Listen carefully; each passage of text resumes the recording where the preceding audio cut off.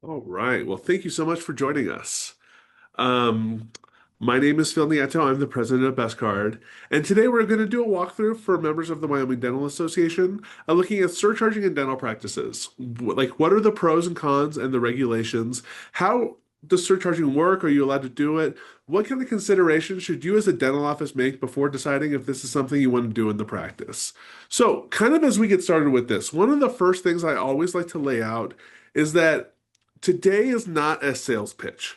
There's a lot of that in credit card processing, really strong sales pitches one way or the other. Today's about getting you information. If you're thinking about surcharging in your practice, what does that mean? What does it look like? What kind of effects can it have on the practice? And ultimately, do you think it's going to be a good fit overall for what you're trying to do? Now, just a little bit of background about Best Card, because I think that can be helpful by explaining where we come from, right? Best Card originally started off, we were part of the Colorado Dental Association. So essentially, we were a member benefit program. The Colorado Dental Association had so many members that, credit card processing seemed like a really difficult solution to find a good answer to in their practice. Overcharged, poor customer service, solutions that didn't really line up with like their needs as a dental office, right? So we started as part of the Colorado Dental Association in 2005. By 2007, it had such a positive word of mouth that other states were approaching us, and that's when we became our own company. We've been endorsed by the Wyoming Dental Association since 2009, have worked with hundreds of members of the Wyoming Dental Association, and we've been endorsed by ADA Member Advantage since 2020. So in that role, we've really helped thousands of offices across the, entire country say, hey, what can I do to help keep my costs as low as possible when taking cards? In 2025 alone, we saved dental offices more than $7.6 million a year in their annual credit card acceptance fees. So it's something that we have a lot of background with in dental offices. And as we look at surcharging, we're going to kind of leverage that because really it's about getting you the best information possible so that you know, hey, this is what I want to do in my practice. So, as far as what we're going to cover, we're going to start with the basics. Like, what is surcharging? How does it work? What does it mean to add an extra fee to cards? Are you allowed to do it? And, like, how does it look on the patient side?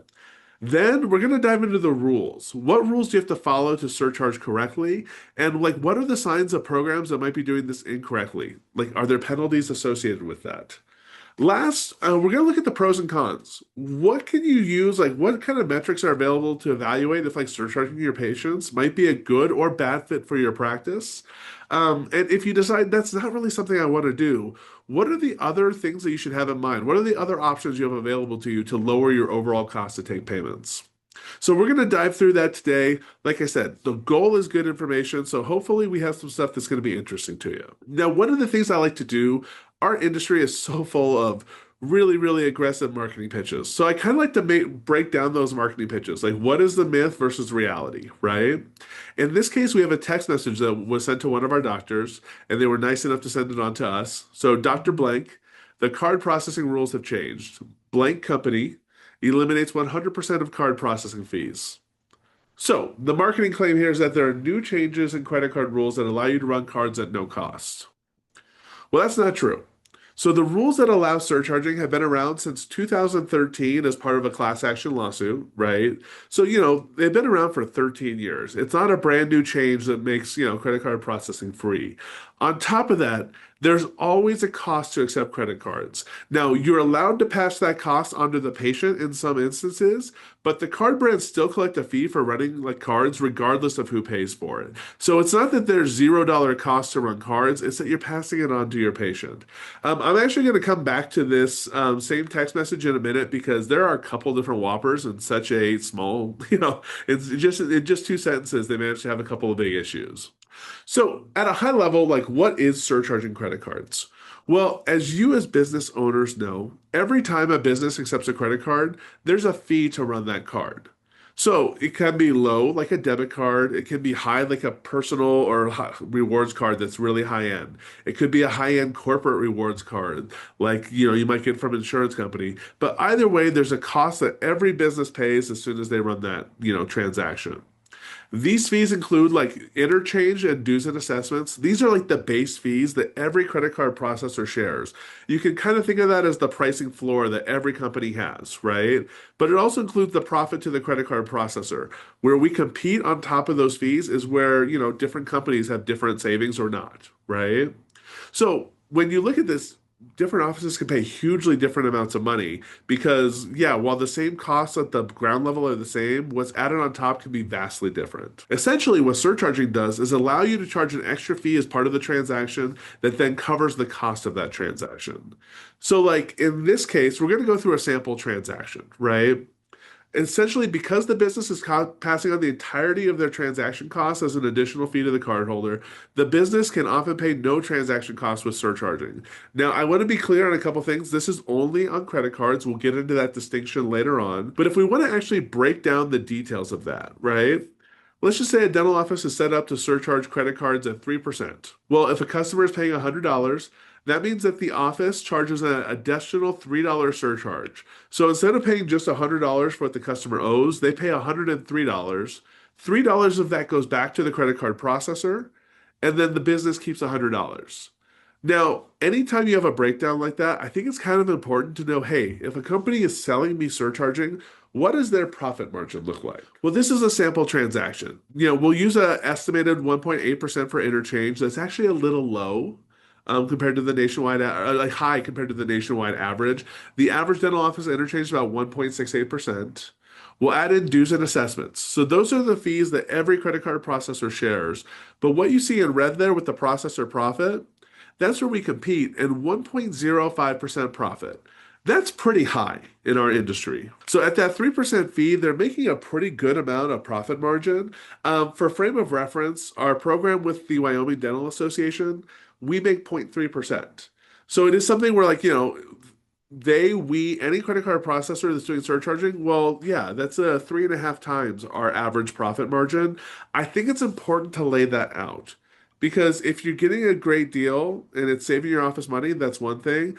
If you're being told it's a great deal, but really the profit margin to the person selling it to you is very high, maybe it's worth taking a second look at as we dive into some of the pros and cons. Now, we're going to go back to that same text message for that marketing myth versus reality.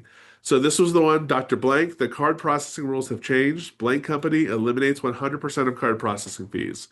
So the marketing claims that you can eliminate 100% of card acceptance fees.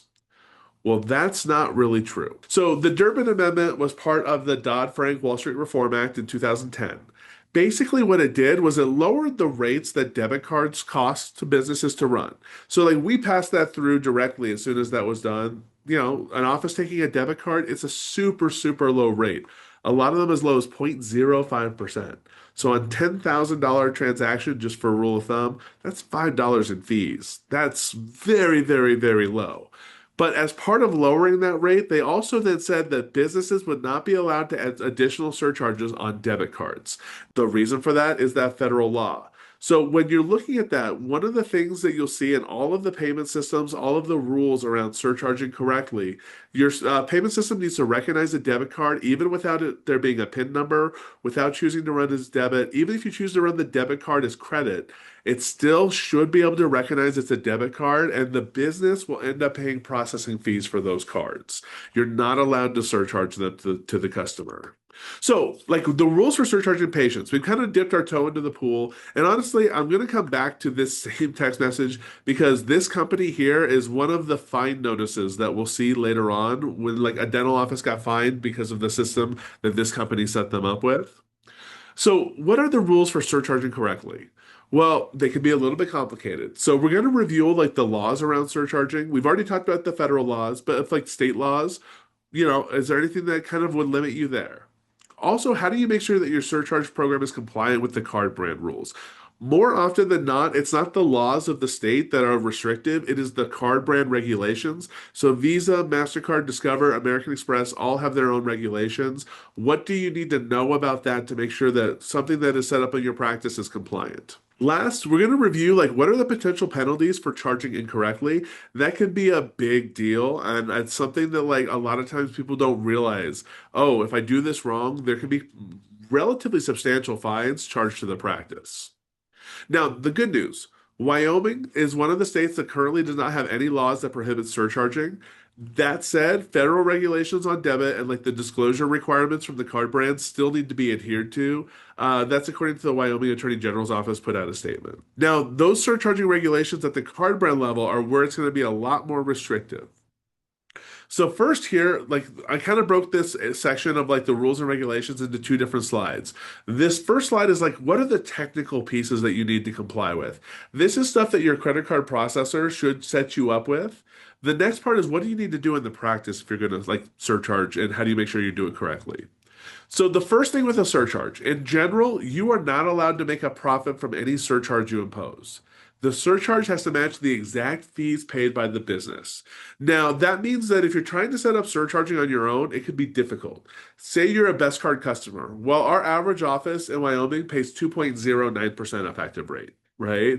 If you're surcharging at 3% to the customer, well, that extra profit margin, that you're automatically, like I said, violating like those surcharge regulations. Next, and I should recap back on that. Part of that is why you tend to see a flat fee charge with surcharging. Hey, it's a 3% fee that's passed on to the customer and a 3% fee that's charged to the business. That way it matches easily. Next part, you cannot surcharge debit cards, only credit cards, and your system has to know the difference. Debit transactions are still debit regardless of if they have a PIN number or not. If they're, run as credit through the credit networks, it's still a debit transaction. Little fun fact, every card issued, the first six digits of the card are called a bank identification number. You can look that up and it'll tell you, oh, this is a debit card issued by Chase Bank. This is a rewards card issued by Capital One. Really easy to search, and your system has to basically recognize what type of card it is. And if it's a debit, it is not allowed to add that additional surcharge transaction fee, even if you don't know it's debit. Next, the surcharge on credit cards cannot exceed 3% for Visa and 4% for MasterCard Discover or American Express. Now, there's one little caveat in this, in that MasterCard Discover and American Express all have rules that basically say if you're going to surcharge our cards, you have to do it at the same kind of rules as the other cards, the same rates as the other cards. That is why you will tend to see 3% be the amount that's set up. So if you've been into, I was in a brewery the other day and they had a 5% surcharge if you're using a credit card, immediately automatically non-compliant. It doesn't matter if they call it, a convenience fee or anything else. If that extra fee is being added for the payment type, it's a surcharge. Next, a surcharge has to be clearly displayed on the transaction receipt as a surcharge. Once again, no convenience fees, no non-cash adjustments. It has to be listed as a surcharge and it has to be reported in specific data fields during the transaction as well. So these are all technical pieces that like a good credit card processor that's setting you up with a compliant system, all of this should be taken care of. That said, we do see a lot of non-compliant systems, so I do like to make sure that people know, hey, this is kind of an idea of what these rules are. Now, on top of what like the system itself is doing, you have regulations about what you have to do in the practice. So, for example, if you're going to charge a surcharge, you have to give a notice to patients at like the entrance to the practice, any like payment locations like the front desk, on your website, and on all billing materials that you charge that 3% surcharge on credit cards. If you're going to surcharge any cards, you have to surcharge all cards. At the front desk, you can't pick and choose. If you have an upset patient, you can't just waive it. There are ways that you can do the math backwards to figure out what you can charge and still basically run that 3% surcharge, but you can't just turn it off. You can't use a separate system to avoid it. Last, you have to register that your business is going to be charging a surcharge before implementing it in the practice. Now, a quick note here, most credit card processors will take care of this for you, but I recommend that you make sure that it was reported, like you verify that, because it is the responsibility of the practice ultimately to make sure you're complying with the regulations. If you're not complying with the regulations, well, that unfortunately, like the potential fines for stuff like that falls back to the dental practice, not the company that sold you the deficient system. Now, as far as deficient systems, there are a couple ways that people have tried to claim that they have a gray area or a loophole that gets around the regulations. I love loopholes. I absolutely love them. That said, I haven't found these to be, particularly persuasive, and the card brands have kind of agreed. We have seen offices charge fines for doing this incorrectly. So one of the ways that we see like a compliant or non-compliant program that tries to work around the regulations is cash discount programs. So a cash discount program is something that we saw like in the last several years. What they try to do is introduce a surcharge, but work around all those cumbersome regulations. Now, the hard part about cash discount is there are compliant and non-compliant cash discount programs. So if we want to break down like a compliant method, say you normally for this service would charge $200 to a patient, but instead, because they're paying with cash, you charge $194. So the patient paying with cash gets a discount from the stated price. That is totally compliant. Credit card processing surcharge laws are not price fixing. They don't care about what you charge. They care about how it's communicated to the patient. So if you would give a discount below the stated price for cash, you're totally allowed to charge less. Now, what's not compliant is if you list the price as like the cash price is $200, but then the non-cash price has an additional fee, well, that's a surcharge. Anytime you're adding to the amount that they're expecting to be charged, that is where you get an additional, that's surcharge. It doesn't matter what you call it. And that's where you really have to comply with all the regulations from the previous slide. So the card brands really, really started cracking down aggressively on this in about April of 2023. That said, just about every month somebody comes to us who has been fined because a company set them up with like non-compliant systems like this. So it really is big that like, hey, we want to make sure we focus on protecting the practice and making sure that if you are going to surcharge, you're doing it the right way. Cash discount programs that add an additional fee, it's something I would avoid personally. Now, one thing that has also come up as a way to work around this is kind of dual pricing. So, like an example of dual pricing, this is actually an image that the state of New York put out. But like, I think on the left, it kind of displays it well. It displays both prices clearly, right? So on the top left, you have your credit price and your cash price. Well, if you're going to display both prices clearly, that's nice because then the customer doesn't have any concern that they don't know the price of what they're going to pay for. But the difficulty is in dental offices, there's so many different dental billing codes that you guys have, it becomes really difficult to comply with. So like if we look at the difference between a compliant or a non-compliant dual pricing, well, first off, we have to clearly display both the cash price and the non-cash price. Those both have to be displayed to the customer. I've had offices that will set up like binders for each insurance company that they work with, hey, here's our cash price and non-cash price for this service for, Delta Dental. That is like the type of thing where you have to be able to show the customer both prices at the same time. In addition to that, in your practice management software, your inventory system, you should have different items for every single code and insurance billing code. So, like an insurance code for dental carriers would have a cash price and a non-cash price, probably under each different insurer. Well, that's not what we tend to see when we see dual pricing in dental offices. What we tend to see is more on the non-compliant side, where they only display one price. So they're not really displaying both prices in a way where like the customer can see it. They're just letting them know, oh, well, there's an additional fee if you're going to pay with credit card, right?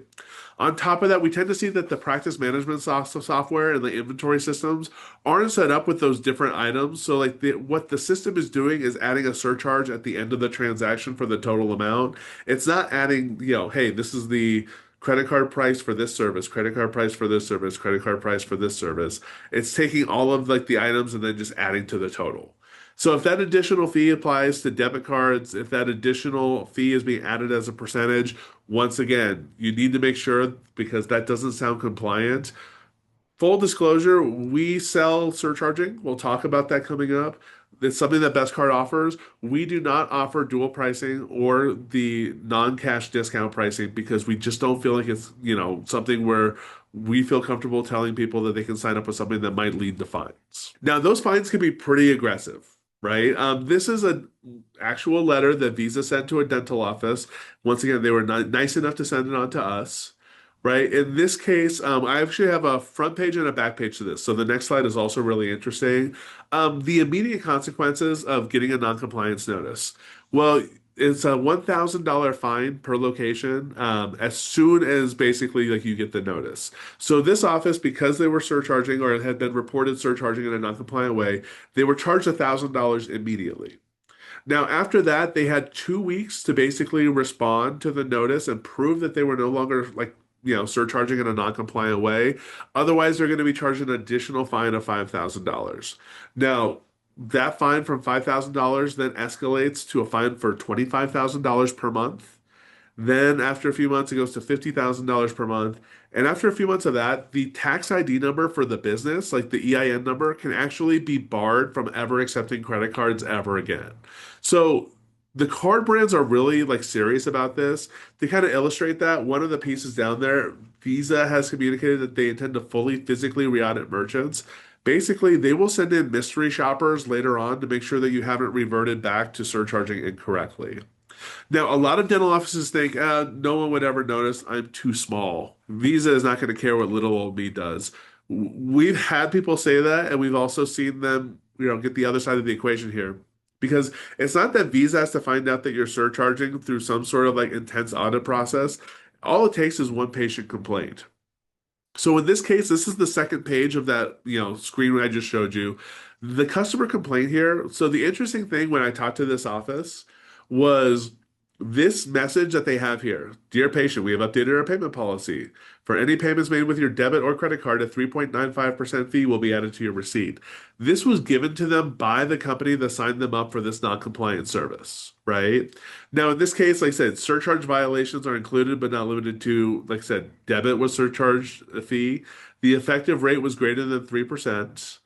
All of the disclosures were missing or unclear. The signage at the business was unclear as well. So they kind of itemized all of the different pieces that when they looked at this were like, hey, this isn't compliant with these regulations. I think that that's really important to see is like, hey, it doesn't take a lot. All it takes is one customer complaint, and then you receive a letter like this. So dental offices that think that they can do it and there won't really be consequences because they're small, well, like I said, it's a lot of small businesses that are doing this, and a lot of them are getting this notice. So I generally recommend if you are going to surcharge, let's make sure we do it in a way that complies with all those regulations. So the marketing myth versus reality. You can have your credit card machine add an extra fee, but as long as you call it a cash discount where all prices are listed as cash, then it's okay to add an extra fee for any card type.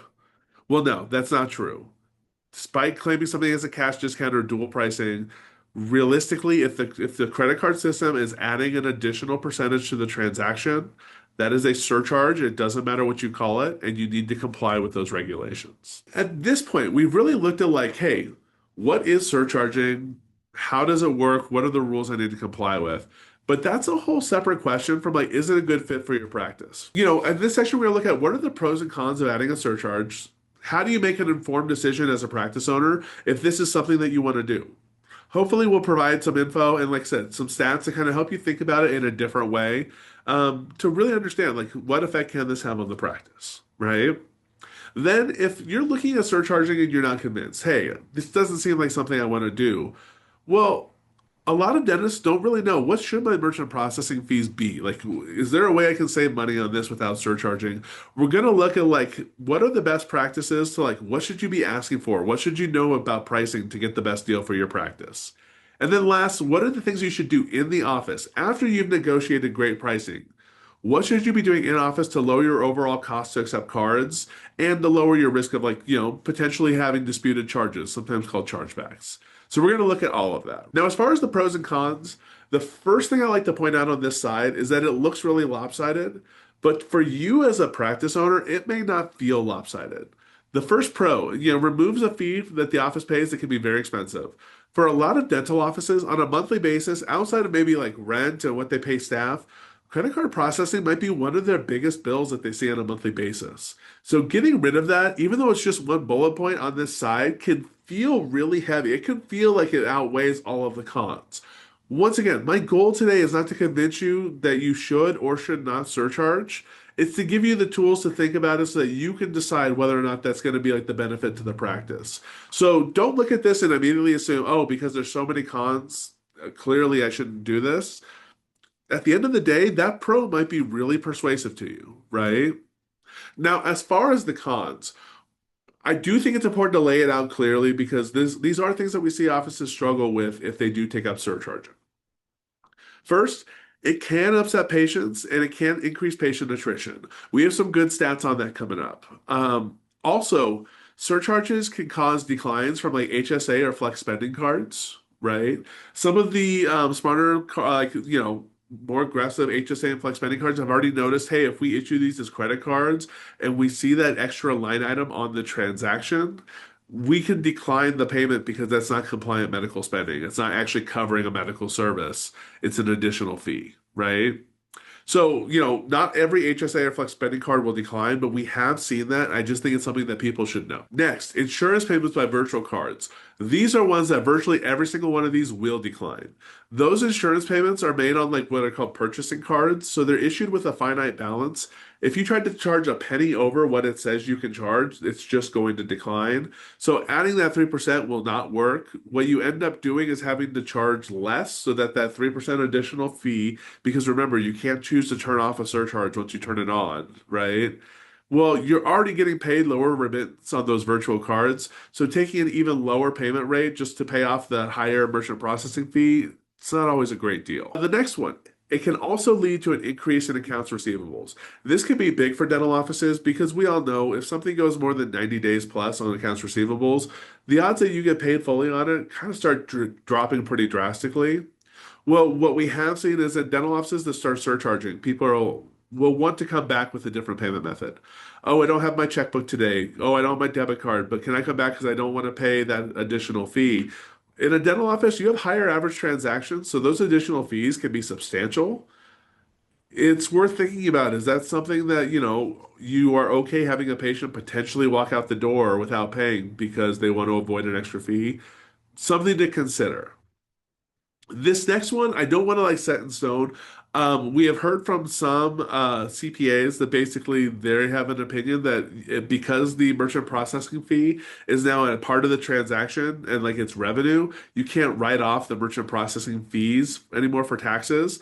So, if you think, hey, it's saving me 3% on my credit cards, well, it might actually only be saving you like, 25 to 34% of that, depending on your income bracket. Once again, something to think about before just deciding to jump in. I'm not a CPA. This is a good question though. If you are interested in surcharging, it's a good question to take directly to someone that does help you with your taxes and make sure that you get their opinion on it. Last, we've kind of gone through it already, but there are complicated regulations, and sometimes those regulations change. If there's a change in the state law, it can be a little hard to keep up with. A good credit card processor will really work hard to make sure that your office knows if there are any changes that affect how you're allowed to surcharge. But we have seen before where like sometimes the customer service in our industry is not great. And there are offices that didn't even realize that they had, systems that were no longer legal because of changes at the state level. So one of the things I like to break down is like, how should you think about potentially surcharging, right? Well, one of the things we looked at is we found a survey that had like, dental patients specifically surveyed, and 71% of dental patients said that they would strongly consider switching providers if given a surcharge for their preferred payment method. I'm going to be really honest with you. I don't believe that number, right? I think in the moment, people might be kind of upset. Like, we do know that that surcharges lead to lower customer satisfaction. In a dental office, you're seeing higher transactions. So it doesn't surprise me that people are upset. I don't think 71% of patients are going to find another dentist just because they were surcharged at the point of sale. But it does kind of beg the question, what is the percentage that actually does makes sense if you are losing patients to implement this in the practice. So one of the things I put together is like, hey, I talked to a practice management consultant. Well, what will the average patient pay over the life of their time in the practice? It's about $4,500 for a general dentist, right? Well, an average dental transaction last year was $338. So that 3% surcharge fee, like at an average of 10.14, like at like that 3% for that 338, that's $10.14. Well, that could result in a higher chance that the patient might want to switch providers and you lose out on that additional revenue. So, what is that percentage likelihood that someone can leave? Well, no one really has a firm answer to that. Different dental offices have different relationships with their patients. You will always have a better idea of like what's a good fit for your practice or not. But if you think that there's a possibility that losing those patients, you might miss out on that additional future revenue, maybe surcharging isn't the best option. One of the alternative options to surcharging is raising prices. If you were to raise your prices 3%, That would be you making the additional profit instead of the credit card processor. I always kind of lay that out. You're the ones that are the dentists. You're the ones that have to put your fingers in people's mouths and possibly get bit. It makes more sense to me that you get paid more than I do, right?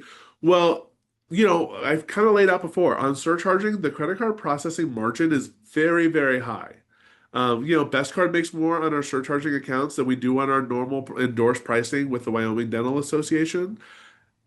At the end of the day, a lot of people see the extra line item, and that's when they get upset about the surcharge. If you were to raise your prices 3%, people may not even notice the increase, and then you're making the extra profit instead of us. Now, I do realize sometimes with insurance agreements, you're not allowed to raise your price on what you charge, a member using that insurance.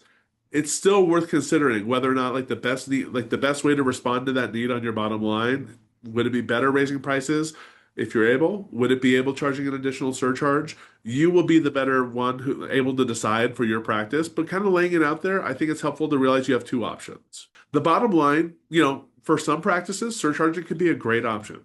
For others, hey, the cons outweigh what I think it would benefit us. Realizing credit card processors, because they have high margins, really sometimes try to downplay some of the negative effects to the practice in the long run. It's worth kind of making sure that you're thinking about it the right way for what the goals are for your business. To put it another way, like, if your goal in the next section is to get your credit card acceptance cost to 2%, but you think there's a potential to lose more than one patient out of 50, it may not actually be saving you money to accept a surcharge. Anecdotally, I've had doctors that have come to me because, oh, I was at my mechanic and they charged me some BS fee, and I'm so mad about it. Is that something that I can do? Is that the way that you want your patients potentially walking out of the practice? Do you think they're going to be upset or do you think not? At the end of the day, you will know your practice better and you'll be the one that's kind of equipped to answer that question, but it is something to think about. So, the marketing myth versus reality. The claim is, hey, patients won't care about a surcharge, so it won't hurt your business. The answer is it depends. I mean, generally, if you look online, generally surcharges tend to hurt businesses that rely on repeat business, have competitors nearby, or have like more expensive average transactions. Remember, 3% on a $10,000 case that you might be working on is a lot more than 3% at 7-Eleven. People are going to feel that pinch and, respond to it. And then last, any business that like disproportionately relies on like word of mouth or positive reviews can be more affected by this. So at the end of the day, like I said, it's a way to think about it, and hopefully this kind of helped you come to a decision. Now, let's say, for example, we've looked at surcharging and you say, hey, at the end of the day, I don't think this is what I want to do. That's fine. Like I said, there's no harm one way or another. Like you can make that decision for your business. But if you decide, hey, I don't want to surcharge, then the question is, how do you make sure that your costs for credit card processing are still hitting the needs for your bottom line? So that's what we're going to look at here. If we have to negotiate fees, what should you be asking for? What should the cost be? Like, what does the average dental office pay? Kind of having some of those things in your back pocket can be really helpful. We all know dentistry can be a really, really lonely profession sometimes. Every dentist is kind of king of their own castle. You don't necessarily know what the dentist down the street is paying for the same service or the same goods that you're buying, right? Well, we're going to peel that back with some of our numbers and hopefully help you out. Last, what are the things that you should be doing in the office to minimize costs? That's going to be important that we conquer these in order, because if you fail to like if you don't negotiate like better fees, if you don't get competitive rates, following those 7 tips that we'll kind of go through are just going to help your credit card processor's bottom line, not yours. But if you do it after you negotiate competitive pricing, it can be a really great benefit to the practice. So, what does the average office pay to accept credit card payments? That's a loaded question. There's a whole lot of different fees and structures. And honestly, one of the nice things about Best Card, because we have a, pricing we offer all members that are, members of the Wyoming Dental Association and the ADA, we have a really good baseline for like, hey, what should it be charging people? Now, one of the things that we'll do to kind of pull that out is we're going to get away from some of the marketing gibberish of how credit card fees work. There's not this fee for this card or this fee for this card. There is all of that, but we want to look at just the overall total cost. So one of the things we're going to pull out is the effective rate. Effective rate is super important because it doesn't rely on any one rate or fee. It's just the total of what you paid for the month. So you take everything you paid and you divide that by the amount that you ran in credit cards. That way, you're getting around all the kind of marketing BS and just what did it cost me to run these cards? Well, nationwide last year we did, think 1,800 comparisons. The average dental office last year paid 3.56% to run their cards, or $3.56 for every $100 they ran in payments. Best card, because we have the pricing that we offer all ADA members, our average was 2.29% nationwide. Now, the difference between those 2 points are like the credit card processor margin. As I mentioned before, we all have the same base fees. It's what we charge on top of that. Well, their on top of that is just a lot bigger than ours, right? And today is not, like I said, it's not about a sales pitch. It's about giving you a number you can use. If you're looking at your credit card processing costs, my rule of thumb is always, hey, how do we try to get that to 2%? Right? If you're currently below that, awesome. You're winning the game. You're killing it. If you're looking at your bill and you're doing that effective rate and you're seeing 3, 4, 5%, you're not alone, but you probably can get a better deal for your practice, right? One of the things that's interesting about that is that number is increasing. So in 2019, we worked with a lot of dental offices then. The average office was paying 2.98% that wasn't using us, and they were running about $30,000 a month in credit cards. Well, last year, the average paid 3.56% and was running about $46,000 a month in transactions. Any part of your business that grows 50% in 5 years, you need to make sure it's still meeting the needs of your bottom line. Well, in this case, where you would normally think if I'm doing something more, I'll probably pay less, because they're raising rates pretty aggressively, a lot of offices are paying more on an even higher volume, so kind of compounding the problem. Now, today we will not go into all of the details on credit card processing fees, but we're going to get you a running start, right? So every time that any business runs a credit card, there are fees that are incurred during the transaction. The biggest of these fees is known as interchange. On your credit card processing bill, if you have a good credit card processor, interchange should be the majority of what you pay. If you have a bad credit card processor, it might not even be close. Their additional fees may add up to way more than interchange. That's where you end up paying 3, 4, 5%. Now, there are also a lot of different pricing methods. One of the things that we tend to see is like the more that you kind of aggregate costs. Hey, we take all 1,500 different interchange costs based on all the different cards. Everything from 0.05% on a debit card to 2.5% for a corporate rewards card. We're just going to lump them in at one rate of 2.9%. Well, when they lump them in like that, they're basically setting a high rate where they're making money on even the most expensive transactions, but they're making a ton of money on like the cheaper transactions where you could be saving money. So the more that you kind of group those fees together, the more expensive it usually gets, the higher their profit margin gets. So like, with that, there's almost like a limitless number of like pricing schemes, but we're going to kind of break down like what are the actual real fees versus the negotiable fees versus the made up fees. So as I said before, every credit card processor has the fees on the left because that's what we pay to Visa or MasterCard or whoever is running the card, right? Interchange is determined by what type of card it is and how you accept it. Oh, this is a high-end rewards card from Chase Bank. It has its own interchange. Hey, this is a debit card from Wells Fargo. Very, very low interchange. The machine that you put it in will know immediately what type of card it is, and that's how it gets run correctly. So every time that any business runs that, you're going to get interchange, and we all share that same cost. Assessments, the same thing. That's what's paid to the card brand, like Visa or MasterCard. It's about 0.15-ish% on average, a lot of little fees. Any credit card processor that says they don't charge the things on the left are just kind of grouping it into other fees that you'll see here on the right. So like, with the negotiable fees, you'll see this is what most people think of when they think of negotiating their rates. Hey, what's the discount rate? What's the rate on top of interchange? Or is there a flat rate or tiered rates or base rate and surcharge where you might think you're getting a flat rate, but you're getting additional fees? Those are all kind of negotiable. We'll talk about in a second what like you really should ask for, but the fees on the right are actually what I want to bring out because this is where most people get taken advantage of. There's a lot of made up fees in our industry. I will be really honest with you. If you are using a credit card processor that's integrated into like your dental software or your like communication software, we tend to see these the most in that space. These are things like transaction risk fees, risk assessment fees, settlement funding fees. They sound like they could be legitimate fees, but a lot of times these are just completely made up additional, add-on fees that really, really increase the profit margins of the credit card processors. So a lot of times they won't raise the fee that you negotiated. Oh, my discount rate is 0.08% at 8 cents per transaction.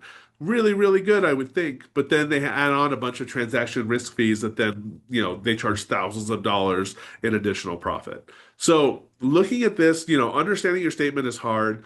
But if you want to get the best deal, generally what you want to ask for is interchange plus pricing. Don't just take my word for it. You can Google it. Any website that's not selling a particular processor is going to recommend, yeah, get interchange plus. That's us passing through that exact interchange at cost. And then the plus is where we compete with other companies, right? Sometimes this will be like a percentage and then like a flat per transaction fee. Oh, it's 0.5% and 25 cents per transaction. Not a great deal, but at least it's not terrible, right? Sometimes we'll see where like, someone might not charge a percentage. Oh, it's only 8 cents per transaction. And then they charge a $200 membership fee. When you break down the math, it's usually slightly more expensive than what you could get otherwise. But once again, it's not like the most terrible pricing I've heard of. In that vein, Best Card does have rates that we guarantee to all Wyoming Dental Association members, all ADA members. One of the things we do that's a little bit unique is we lock in our pricing. So we offer interchange plus 0.3% to any member plus zero per transaction. That rate is locked in for the life of your account with us. So whereas a lot of credit card processors raise rates every few months, we've had people that have been with us 20 years at this point that have never had a rate increase. Um, that's a big deal. Like on that pricing, we saved the average office about $6,795 per year last year, about 26% savings. It's not that people sign up for bad pricing, it's that it goes up on them over time. But say you never want to talk to Best Card, say, hey, I want to renegotiate with where I'm at least you have an offer in your back pocket to try to get them to match. So that interchange plus 0.3%, that is something that we offer all the time. By all means, even if you don't want to talk to us, you can have that and kind of run with it. I said, today is not really a sales pitch, it's about getting you information. Hopefully, that's information that can help you practice. On top of that, we do a $100 equipment discount for any card readers that you need. Basically, we sell our equipment at cost. It's not where we make our money, right? We have a $15 monthly fee and we have an annual $36 PCI compliance fee. We don't do equipment leases or early termination fees, so you can cancel with us anytime for $0. That's also an important question to ask. A lot of times they can sign you at a low rate, but they have an expensive early termination fee, which means that they can raise their costs really anytime they want, knowing that it'll be expensive for you to stay or expensive for you to leave, right? And then last on our side, we do have systems that are really designed for dental offices. So we'll automatically post payments to really the majority of practice management software at this point. And it also includes options like website payments, text to pay, card on file, and like recurring payment plans where you can schedule payments to run automatically. So once again, if you ever want to reach out to us, we do have a lot to offer, I would hope. But if you don't want to reach out to us, at least you have something to work from as you look at other offers. So once again, marketing myth versus reality. You need your payment provider to set up surcharging for you, and only a few payment providers are able to do that. Well, it is true. You do need your payment provider to set up a compliant surcharging program. It has to know whether it's a debit card, it has to charge the fees correctly. You have to register with the card brands. So you will need your payment provider to help you set up surcharging. That said, virtually every company offers surcharging at this point. If anyone is trying to claim that they have some special offer that nobody else could possibly offer because, they're special, you should get your antennas up. That's a sign that you might be getting taken advantage of. So once again, surcharging is out there. You should be able to find it, but finding it from somebody that's going to help take care of the practice is a big deal too. So at this point, you've negotiated your costs. You have a great rate from your credit card processor, and we're looking at what are the things that your staff can do then inside the office to help minimize that cost. I mentioned this before, but I'm going to mention it again. If you are jumping to these 7 tips without taking care of negotiating rates, you're probably building the profit margin of your credit card processor. If you're at a flat rate of 3%, well, if you're lowering the interchange costs, you're just making more money for them and you're still being charged 3%. But if you've already done that, these things could be a big game changer. It can really drastically lower the cost.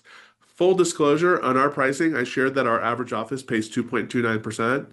I have offices as low as 1.1% because they're great at following these tips. I also have offices like 2.5 or 2.6% because, yeah, they take some of these more expensive transactions and might not be doing all the things that they can be doing to lower the cost. So we're going to dive into like our 7 rules of low credit card processing costs with our 3 biggest tips. First, really, really important. Try to accept the payment while the patient is in the office.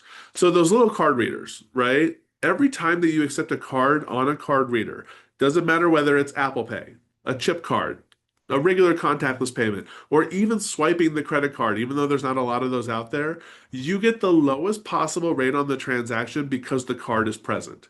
If you key in that card, maybe you bill afterwards because you're not sure what insurance is going to charge. But if you're keying in that card later on, that's more expensive. So anytime that you can charge the patient while they're in the office, not only does that help your accounts receivables, but it also helps keep your costs as low as possible. Now, say you are keying in a card, and I mentioned before it's slightly more expensive. Always, always, always train your staff to put in the 5-digit billing zip code for the customer and the 3 to 4 digit security code. So the billing zip code is an anti-fraud check. So is the security code. But if that zip code matches, then basically you get a much lower rate on the transaction. For example, a card might run card present at 1.8%. You know, Apple Pay, chip, whatever, 1.8%.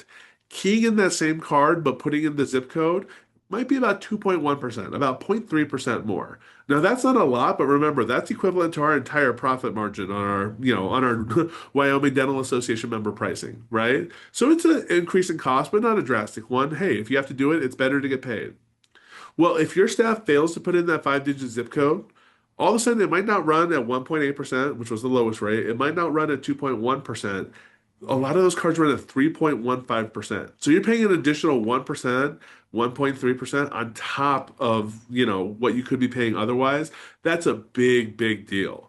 That really, really increases your cost quickly. So doing this not only will get you a lower rate on the transaction, but if you put in that extra security code, you also have a lot better chance if the patient were to ever dispute the charge, you have a much, much, much better chance to win that dispute if that info is included. So it's a win-win to take the extra 10 seconds to put in that information. It's going to help the office every single time. The last one of the three big tips, encourage the use of debit cards. I can't say this enough. Debit cards have a lot lower cost than credit cards to process, right? Anytime you can encourage a debit card, card present, card not present, doesn't matter. Debit will always be cheaper. So whenever you can get a patient to use a debit card, you're saving the office money.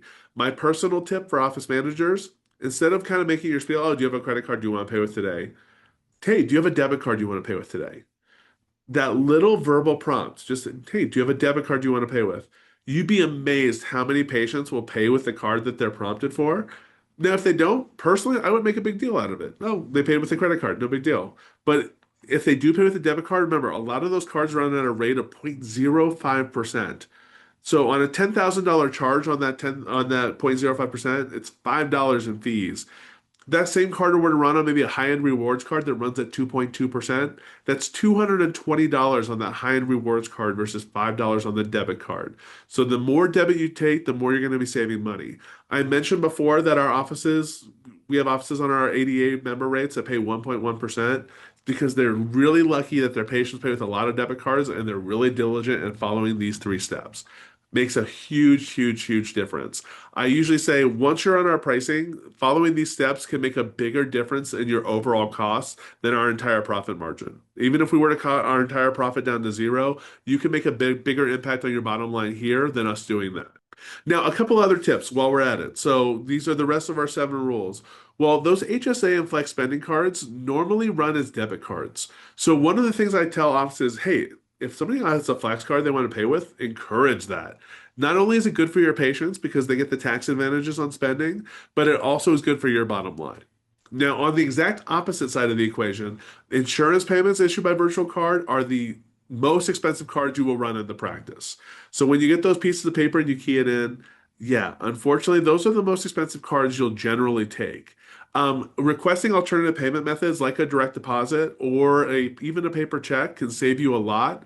With direct deposit, we have heard of some providers of like those insurance remittances charging really high direct deposit fees. Just know that's probably very, very negotiable. If you're being told it's 2.5% to do that, the profit margin there from someone that runs millions of ACHs a month is huge. So you should definitely see if that's something that can be negotiated down to like less than 1%. Next, if you have a person that say like they paid with the card and then they want to switch what card they paid with and it's the same day, do a void. Don't do a refund. If you void that transaction, basically you don't pay any transaction fees. With a refund, you pay the original transaction fees. Some credit card processors even charge additional refund fees, like we don't. But doing a void will really help save money in the long run instead of doing returns. Now, if it's not the same day as the original transaction, yeah, you'll have to run a return. It's not the end of the world. But voids are better when possible. And then the last of the 7 tips, make sure that your office maintains PCI compliance. PCI compliance is kind of like the HIPAA for credit cards. It's, hey, if you're taking cards, they want to make sure that you're doing it in a secure way to prevent like big data breaches like we've seen in the past. Well, that PCI compliance, if you're used to HIPAA compliance, it's relatively simple, but you'd be amazed at the number of offices that are not PCI compliant. When we do our cost comparisons, about 75% of the dental offices we do comparisons for are not PCI compliant. And a lot of times that means they're being charged additional non-compliance fees that we normally see range from about $18.95 per month up to, and this is actually a little outdated. We now have a competitor that's charging $250 per month in PCI non-compliance fees. A good credit card processor should help you get this taken care of. Like people that work with Best Card, we walk them through this process over the phone over just a couple of minutes, and they're good to go for the entire year. But if you're PCI not compliant, that's definitely something I would look at fixing with your credit card processor. And if they make it difficult, and some credit card processors do because they see it as a just additional revenue, maybe you find someone that can help you out a little more. So at the end of the day, like I said, hopefully we shared a lot of information that's helpful to the practice on surcharging, on the options and the pros and cons of surcharging. And if you decide not to do that, what you kind of can be looking at to help your practice's bottom line anyway. I've said before, not a sales pitch, so this is the one slide that's a little bit of a sales pitch. If you do want to reach out to us, we are endorsed by the Wyoming Dental Association. You can find us on their website. You can also find us on ADA Advantage, ADA Member Advantage's website. We save the average practice about $6,795 per year. It's about 26% savings on the overall cost. If you scan the QR code on the left there, basically you can always go there, send us some information. You can even attach a statement so we can give you a real full cost comparison and show you exactly what we can save your practice. So hopefully the information today was helpful. If you want to email us, you can email us at compare@bestcardteam.com or reach us by phone at 877-739-3952. I will always say customer service is one of the things we're most proud of what we do here. If there's any way we can help, even if you're like, hey, I'm not sure I'm looking at a new credit card processor, but I have questions, never hesitate to reach out. We're always happy to kind of share what we can.